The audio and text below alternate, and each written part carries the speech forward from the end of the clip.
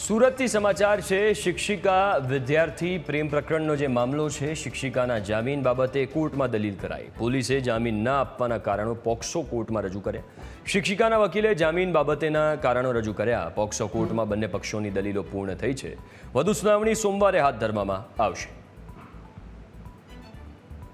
પ્રોસિક્યુશનનો version એવો છે કે શિક્ષિકા એ વર્ગ હલાવીને એના અપહરણ કરીને છોકરાને લઈ ગઈ હતી। બરોડા ગઈ, બરોડા મુકામેથી જયપુર ગઈ, જયપુરથી દિલ્હી ગઈ અને પછી ત્યાંથી એ લોકો શામળાથી પકડાયા છે।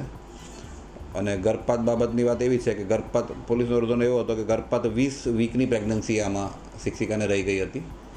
અને 20 વીકની પ્રેગ્નન્સી હોય તો મેડિકલ ટર્મિનેશન ઓફ પ્રેગ્નન્સી એક્ટનું એવું કહેવું છે કે તમે 20 વીકની પ્રેગ્નન્સી હોય તો તમે ટર્મિનેશન ના કરી શકાય અનલેસ એન્ડ અન્ટિલ તમને જ્યારે મહિલાની જાનને જોખમ હોય તો જ આ ટર્મિનેશન કરી શકાય। તો નામદાર કોર્ટે અમારી રજૂઆતો અમને માન્ય અને ગ્રાહ્ય રાખી અમને મંજૂરી આપી છે।